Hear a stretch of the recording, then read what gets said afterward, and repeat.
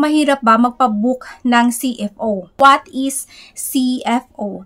Who needs to get CFO? Welcome to Filtered Vlog, a Philippine Turkish family where I share family vlogs, lifestyle, Turkish culture, travel and foods, your guide for Turkish visa. Through our vlog, we may bring happiness, lessons, and inspire you. It's free to subscribe! Hello guys! So welcome back to my channel. So for today's video, ayan guys, so marami kayong nagtatanong sa akin. Magbibigay lang muna ako ngayon ng some idea about kung sino ba pwede na kumuha ng CFO. But before we start, please don't forget to click the like, subscribe, and turn on the notification bell so that you will be updated sa aking mga susunod na video. Hello guys! So, hello ulit sa inyong lahat. Ayan, so alam ko marami kayong nag-aabang sa vlog ko about doon sa experience ng friend ko. Pero hindi pa kami nag-usap kasi busy pa siya guys at hindi pa siya nakapag-ano ng CFO dahil nag-travel sila in the other country at ayoko naman siyang i-disturb sa kanyang pagbebiyahe kasi marami silang pinuntahan na country kasama yung family niya. So, ayoko rin naman na i-disturb pero i-message ko siya kung ano na nangyari, kung nakakuha na ba siya ng CFO. So, last na message ko sa kanya ay humingi ako sa kanya ng contact info ng CFO kung saan sila nag-uusap. So, kinuntak ko nga yung CFO guys and sadly, ay, nako. Automated lang ang nagre-reply sa akin na ang sabi lang sa akin nung sabi ko, hello po, good day. I just wanna ask about my situation. I am married to a Turkish national and also a dual citizen na. If kapag ba uwi ako ng Philippines, kailangan ko bang kumuha ng CFO? Thanks sa pagsagot. So, nag-reply lang siya sa akin guys ng automated na tawag dito ng message like ito CFO advisory. Yan lang ang ni-reply niya sa akin guys. And then soon nag-reply siya ulit sa akin na nagtanong siya sa akin kung anong visa ba ang ginamit ko sa pagpunta dito sa Turkey. Then, sabi ko is tourist visa ang nagamit ko papunta dito ng Turkey noon. And then, wala nang reply at wala na ring delivered. Naka-message sent lang siya, hindi siya na-delivered at hindi rin syempre na-seen. So, ang hirap guys kasi kung minsan may mga question ka at dapat mong i-sure pero yung talaga sa Pilipinas is slow talaga. Slow pa sa pagong ang system ng Pilipinas. Wala kang makakapitan, wala kang makakapitan na kung meron kang mga katanungan ay meron kang makakausap at marirelieve yung mga question na naglalaro sa isipan natin. Wala. So, ang hirap guys. So, ang ginawa ko is, nagtanong-tanong ako sa mga friendship ko as friendly naman si Inday ninyo. So, marami rin naman akong friendship na napagtanungan. Pero, bubuuin ko siya guys sa next na vlog ko. Sa ngayon, ang mga katanungan nyo kasi sa akin is, ayan, so meron dito sa nag-comment na booking CFO appointment is easy and always available or it's hard to find open slots like DFA booking. So, ang question na sa akin guys, kung mahirap ba magpa-book ng CFO? As before guys, mahirap kasi pag wala ng slots, especially nasa Manila wala ng slots, laging walang slots. So, meron akong mga nakakilala na pumunta pa ng Baguio, Cebu at Davao. Pumunta pa sila doon para doon lang mag-seminar. Ayan, yung mga ibang places, chine-check nila kung anong places ang available na magkakaroon sila ng slots and they fly from Manila or kung saan dyan at doon sila kumukuha ng CFO. Like sa kapatid ko sa sa Cebu siya kumuha ng CFO. So, kasi wala naman sa Iloilo. So, doon siya nag-seminar. Kasi mahirap, guys. Pero ngayon, 2025, kasi siguro mahirap lang noon kasi sa pandemic. Pero ngayong 2025, ang sabi sa akin ng mga friend ko ay mabilis na lang daw magkuha ng slots. So, but I am not sure kasi hindi ko naman experience pa.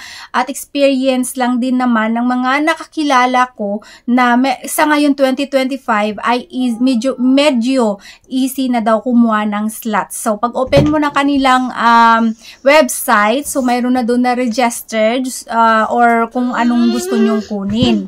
Ayan. So, ayan guys, na-distract na naman tayo ni baby. So, ipagpatuloy natin guys. So, what is CFO? The Commission on Filipinos Overseas, CFO, Filipino, Commission sa mga Filipino sa Ibayong Dagat, is an agency of the government of the Philippines under the office of the President of the Philippines. CFO was established on June 16, 1980 through the enactment of Batas Pambansa. So, who needs to get CFO certificate? All Filipinos going abroad as spouses, fiancés, and other partners of foreign nationals, former Filipino citizens or dual citizens, are required to undergo the mandatory commissions on Filipinos Overseas or CFO, Guidance of Counseling Program, and GCP in order to secure the CFO digital certificate. So, ayan guys, sino ba ang pwedeng kumuha ng certificate or ng CFO certificate? So, ang pwedeng kumuha nito guys ay ang may mga foreign na partner. So, foreign na partner means nakabilang na rin dito ang mga may fiancé pa lang, hindi pa kasal. Paano kung naghiwalay sila? Ano? So, at least may CFO na siya. So, panindigan na lang niya na mag-asawa na siya ng foreigner. Kasi may CFO na siya. So, ang CFO, guys, ay para sa may mga foreign partners or dual citizenship. For example, ako, dual citizen. So, kailangan ko rin pala na kumuha. Kasi yung asawa ko is foreigner, then nagkaroon ng dual citizen. So, kailangan ko rin pala kumuha nitong CFO. Ayan. So, sa mga below, like, tanong nyo sa akin, yung mga pure Filipino, Filipino couple, like Filipino yung girl, Filipino din yung boy, hindi ninyo kailangan kumuha ng CFO. Kasi marami din dito nagtatanong sa akin at nag-message at nagko-comment kung kailangan pa ba nila kumuha ng CFO. Kasi nga, nasa ibang bansa sila na mag-asawa, pero they are both Filipino, pero mayroon silang residence visa sa mayroon silang residence visa sa country na yon. So, dahil both Filipino kayo, hindi nyo na kailangan kumuha ng CFO, pero mayroon kayong dapat kunin na counseling like sa sinasabi nila na overseas workers. Filipino overseas workers. So, ibig sabihin guys, yung parang sa OFW, kasi ang seminar na yun is parang rights natin sa kung anong gagawin natin kung may mangyayari sa atin dito sa ibang bansa. Yung parang ganon. Pero, I'm not sure talaga kasi nga nagme-message ako sa kanila, but, ay nako, ewan. Walang reply guys. So, but I'll be patient kung kailan nila akong reply yan. Mag-i-email ako sa kanila kung hindi sila magre-reply sa chat box dito sa may page nila. So, try ko mag-email. Baka naman may mag-reply. Kung wala, di wala. Tatanggapin ko na lang na ganun talaga ang Pilipinas. Tatanggapin ko na lang talaga na makipag-marites sa ibang mga naka-experience na. Who is exempted of CFO in the Philippines? Immigrants who are exempted from attending the PIDUS are still required to register personally or by proxy authorized representative. The following immigrants are accepted from attending the PIDUS: minor immigrants aged 12 and below, or 60 years old and older senior citizens. So, ito guys, may nagtanong sa akin dito na need po ba kumuha ng CFO certificate kung minor or 8 years old bound to Japan? So, ito na guys ay hindi kailangan ng minor na kumuha ng CFO. Kasi yung CFO is, sabi dito, minor immigrants age 12 and below. Ayan, so they are exempted sa CFO. So, hindi nila kailangan. So, sa mga may partners lang na foreigners and so on, kung paano mo nakuha yung, kung paano kayo mag-travel. Depende kasi sa visa na hinahawakan ninyo. For example, fiancé visa. Pag fiancé visa yung hinahawakan ninyo, guys, kailangan nyo kumuha ng CFO. And then 60-year-old and older senior citizens, hindi na kailangan kumuha ng CFO. Ayan. So dito naman tayo ulit sa question and answer. Paano po kapag hindi nag-report ng kasal sa Pinas, hindi ba talaga bibigyan ng CFO? Ayan, so ang CFO guys ay binibigay sa lahat ng mag-apply nito, sa lahat ng magpa-registered ay bibigyan kayo ng CFO. Basta nagpa-registered kayo at nag-attend kayo ng seminar, bibigyan kayo nito. So kung hindi man naka-registered yung kasal ninyo sa Pilipinas, ang sabi sa akin ng friend ko is, binabasihan daw nila kung ano ang visa na ginamit mo noong pagpunta mo ng ibang bansa. For example, your visa is fiancé visa. Ayan, tapos nagpakasal na kayo dyan. So, kailangan mo na kumuha ng CFO. Ako kasi tourist visa ako guys, nung pumunta ako dito with sponsor kasi sa Turkey, dito sa Turkey, walang fiancé visa. So, tourist visa with sponsor. So, that's why I am not sure kung kailan ko kumuha ng CFO. Aywan ko, naguguluhan ako, kaya ako nagko-contact sa kanila. Pero, wala rin kasi akong may nasagot hanggang makipag-marites na lang talaga ako.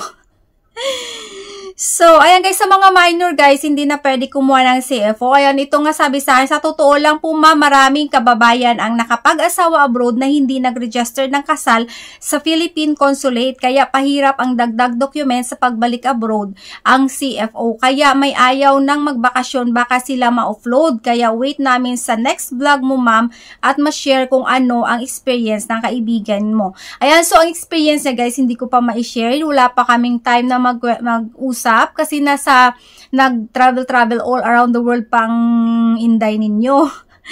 So, pero, ang sabi ng isa kong friend guys is, kung hindi man naka-registered ang kasal ninyo sa Pilipinas, binabasehan yung visa na ginamit ninyo sa pag-travel. For example, fiancé visa ang kinuha ninyo. For example, sa mga US, may fiancé visa yung mga taga-US.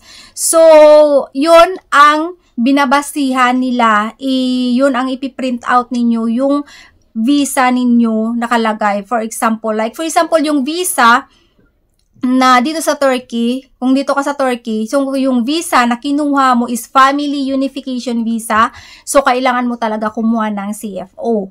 Ayan, so kung ang visa mo naman is tourist visa, kasi nga walang fiancé visa dito sa Turkey, so hindi mo kailangan kumuha ng CFO. Huwag mo na lang din sabihin na may fiancé ka dito sa Turkey para hindi ka hanapan ng CFO. Ayan. So, pero yung friend ko guys na bumalik dito sa Turkey, March 25 ang dumating siya dito ng March 2025. 2 months sila sa Pilipinas kasama yung anak niya. Yung sabi ko sa inyo na minessage ko siya na kumuha ng CFO kasi maraming na-offload. So, natakot siya. So, kumuha siya ng CFO. So, ngayon, kumuha siya ng CFO. Sabi niya sa akin, nung bumalik siya dito, kung anong hinanap ba sa immigration sa kanya, dahil nga, yan na nga, resident siya dito sa Turkey, may anak siya. So, wala naman daw hinanap na CFO sa kanya sa airport. Sabi ko, okay na yan. At least kung sakaling hanapan ka, na i-ready mo na. Sabi ko, I think depende sa IO na mag-i-interview sa inyo. Mayroon talaga siguro guys na stricto talaga or siguro baka galit sa buhay niya. Hahanapin na lang lahat ng mga papilis ng mga documents. So baka galit siya sa trabaho niya. Baka hindi niya nagustuhan or baka hindi nagustuhan yung mukha mo. Kaya hanapan ka na lang ng lahat-lahat talaga. So ayan guys, hindi siya hinanapan ng CFO pagdating niya dito sa Turkey. And kung yung anak niya is dual citizen, so pag dual yung anak niyo, dalawa din yung passport, dalawa na lang din ang ibigay niyo sa immigration para bahala na silang tatakan. Pwede naman dalawa yung tatakan, yung parang ganon. So ayan guys, ang hirap talaga ng buhay sa Pilipinas. Dati iniisip namin, pag mag-senior citizen na kami, uwi kami ng Pilipinas kasi dyan na kami magre-retired. Kasi parang okay yung buhay. Pero sa ngayon guys, nako Diyos ko, ang gulo-gulo ng Pilipinas, ang PhilHealth wala ding kwenta. Ay nako, ilang taon din ako naguhulog ng PhilHealth dati na nagtatrabaho pa ako sa company, and the ending, kahit ni isang duling na biogesic, hindi ka makakatikim. Unlike dito sa Turkey guys, ang health insurance, konting fever lang, check-up, libre, gamot, tapos pag mga branded na gamot, mayroon lang silang extra bayad pag mga branded na gamot. Like for example, kasi sa akin, sa peptic ulcer ko, Nexium. So ang Nexium is abroad, galing sa ibang bansa na gamot na ini-export ito sa Turkey. So parang sa 100% niyang price, 70% talagang binabayaran ko, which is mahal. But okay lang kasi yan talaga ang ano ng doktor ko sa akin. Kasi may mga test na rin ako na yan ang gamot ko. So, ayan guys, at I hope naka-learn kayo dito about sa CFO at kung sino ang dapat kumuha ng CFO. Ayan, sa mga gustong mag-PM sa akin, makikipag-chismis at mag-share na kanilang experience about sa pag-travel, pabalik sa ibang bansa, kung anong ma-question ng immigration sa inyo, at gusto rin ninyo makatulong sa atin mga kababayan about the information. Ayan, so pwede ninyo ako i-PM sa aking Facebook account guys, Melikly, ayan, suppose ko dito. And then, please, share nyo, or mag-comment kayo guys sa comment section ng video ko para maipin ko, para nang maka-learn din ng ibang mga travelers sa atin. Kasi alam nyo, ang daming na, tawag dito, yung naghahanap talaga ng mga information kung ano ba talaga, kasi nakakatakot umuwi, nakakatakot din bumalik. So, sa ngayon guys, dati sabi na kung kailan kaya kami makauwi. Ngayon, nako, wala na. Tinanggal ko ng bala ko na uuwi ng Pilipinas dahil sa sobrang hirap ng sitwasyon doon. I mean, hirap ng system. At ngayon, bumalik na naman yung mga tanim-tanim nila sa immigration at kung ano-ano pang mga kalokohan yan sa immigration. Ay, sa may immigration sa airport, ay naku, nakakatakot talaga.